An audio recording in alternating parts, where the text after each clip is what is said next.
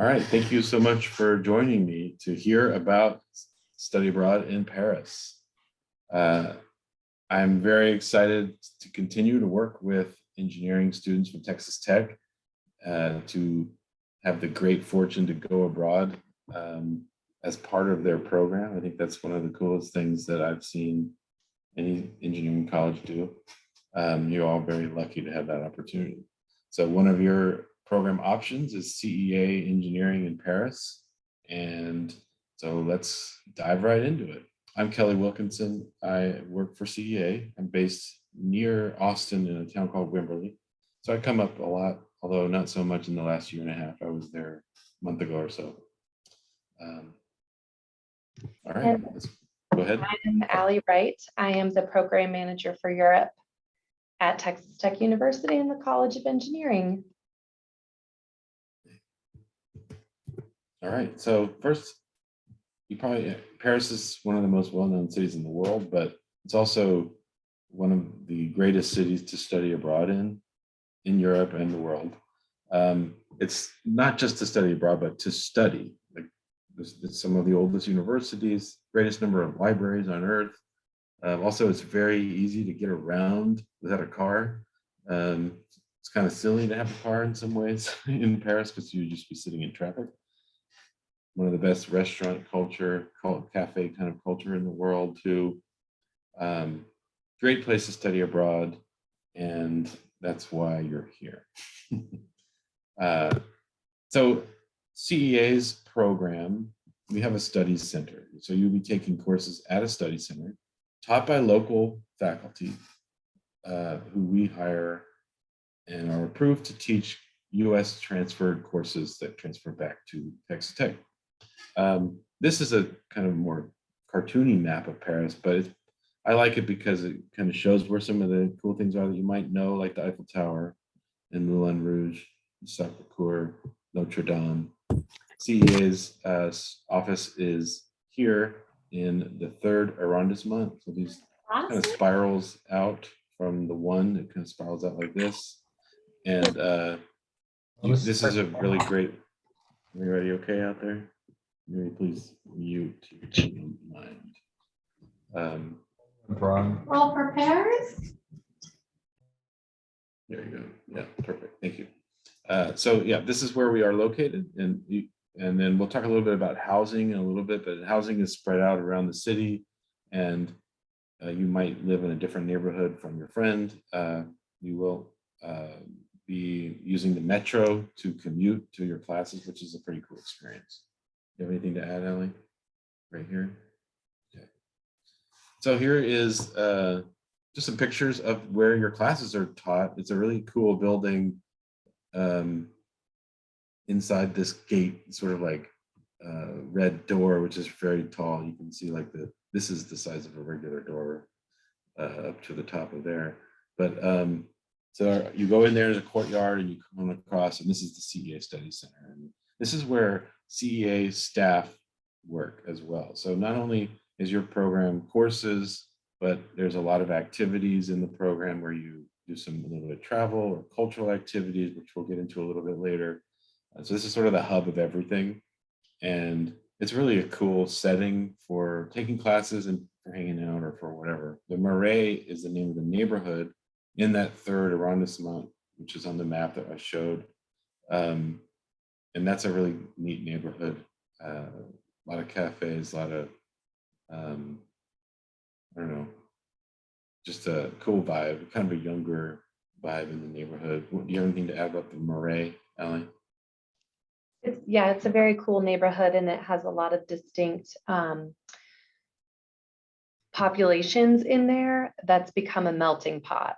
So I would say it is one of the hipper neighborhoods in Paris to be. Yeah, some housing is in that neighborhood, but very much more so because it's a kind of an expensive neighborhood to live in. Most of the housing is outside of that, but it's not terribly far. So in the center, you can see we put our little Texas Tech flag up in there. Actually, I guess this sort of on accident that we put that in there, but it works out. It's not on accident that we have it because we get a lot of Texas Tech students in Paris. But so, like I said before, we have staff, we have faculty in our facilities. They're teaching here in the classrooms, and then there's plenty of resources there for you, whether it's regarding academics or regarding even travel, which most students are going to figure out what they're going to do on their own anyway. But you can come in and ask our staff what are some great weekend trips or things to do around Paris, and then you can bring your laptop and just kind of hang out in some of these common areas too. So I mentioned we have a whole staff here, and they're really there to help all of our students adjust, to help with their housing, to help with their academics. But if you're choosing an internship and there's someone there who coordinates that, it's just a lot of support on the ground. Some of them even teach courses, not engineering courses, other kind of elective courses that you may or may not want to add. But there's just a bunch of people there who you can rely on. So now we can talk a little bit about the housing. As I showed you earlier, it could be I showed you all the arrondissements, the 20 districts of Paris.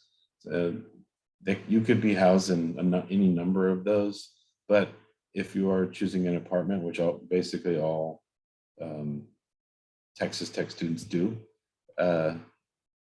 you would be, I should say, apartment or studio.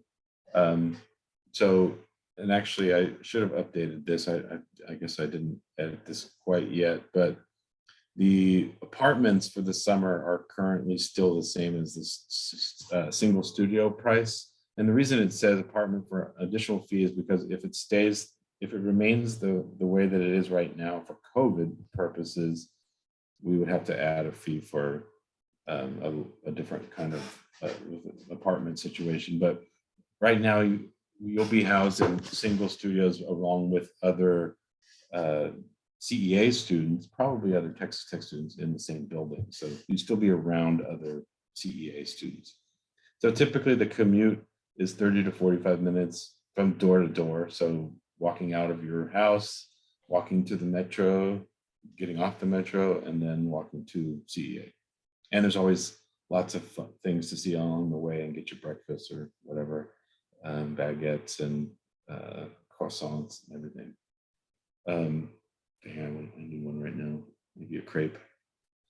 And you will have linens and a towel. Of course, not quite there yet on what you need to pack, but it's always good to start. So in the summer, there are engineering courses, and you can actually take 2 engineering courses if you like. And it should say 0 to 1 elective course.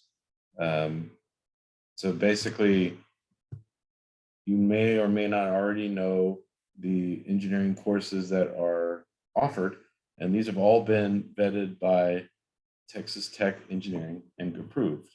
So these are courses that you can take and fit into your degree plan there, and sort of get ahead. Allie is here as your program manager, and she really knows the degree process and I guess the flow of it and how these fit in. And then we also have electives like French civilization and culture that can qualify to meet certain requirements as well. Do you have anything to add there? Nope. Okay.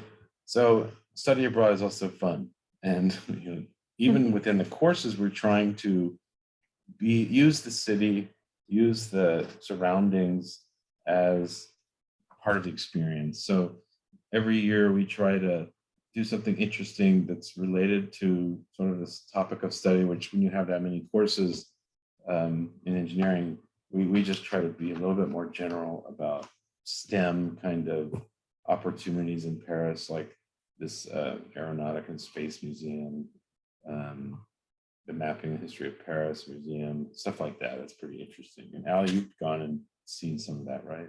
Mm-hmm. Yes. Yeah. And I have not, but in the end, if we have questions about that kind of stuff, Alan's available.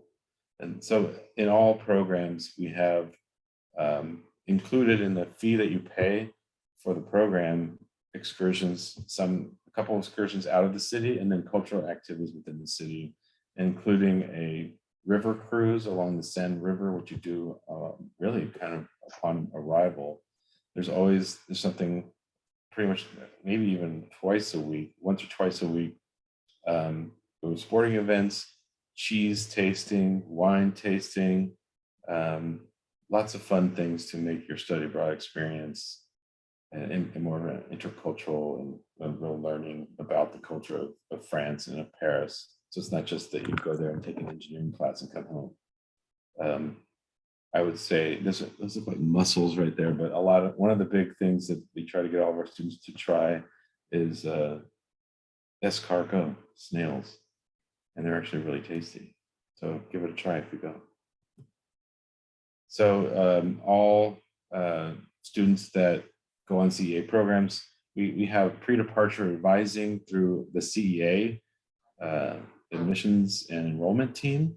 We also have airport pickup. We will do a health and safety orientation when you arrive. Like I said, a city tour. In the case of Paris, we do a nice boat tour. We include some medical insurance. Our staff are there for you 24/7 in case of emergencies. And then also included in our fees, official transcripts that hopefully get sent to you in a timely fashion. So during COVID-19, we're constantly sort of changing what we're doing to make sure you're safe and to make sure that we're abiding by local regulations, because they're different in every country. In Paris and in France right now, you have to be vaccinated to study abroad. And so in most of our, basically you don't have to be vaccinated to go there, but in order to do anything there beyond just being there, I guess, in your housing.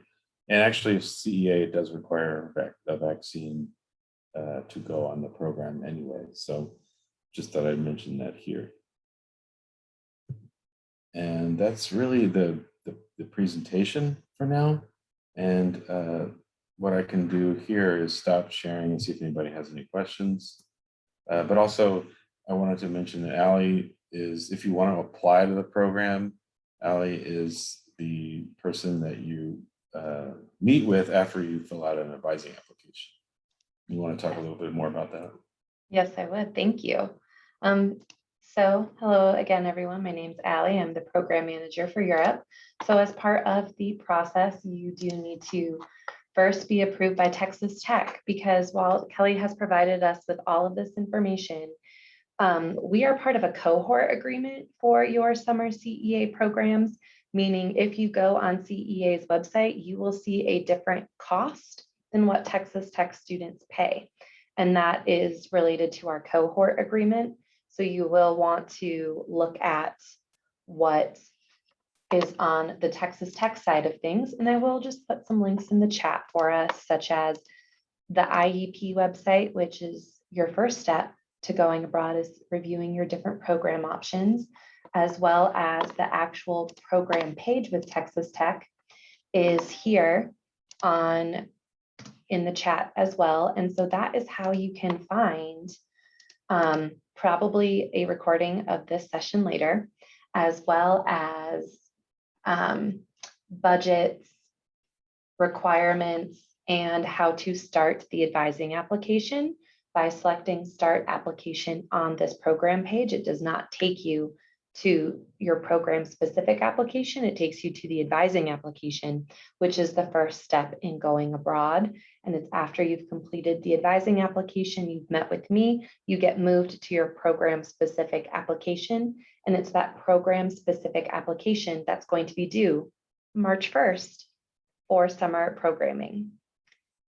And once you're approved by TTU, we do check your GPA and conduct. You'd need a 2.5 GPA to participate in the program, as well as not have any outstanding disciplinary issues with the Office of Student Conduct. And then from there, you're able to be approved into the program. And as part of the cohort, I send your information to CEA and they add you into their system. And then that is where your pre-advising begins with CEA. And please still check your TTU application because you will have other items after you're approved. Yeah, so a lot of students who go abroad on a program like a CEA program where it's really an external program from TTU. We're a close partner with Texas Tech, but we're not part of Texas Tech. So a lot of other students have to apply directly to us or to the provider, which is what we're called. In the case of this, we've tried to streamline it for students so that you just apply through your college and then all your information gets sent to us and then we just start working with you. So I think that's a really great model and smooth for the student experience. So yeah, set up your appointment to, well, I should say, fill out your advising application and set up your appointments to move forward. And also be sure you have a passport.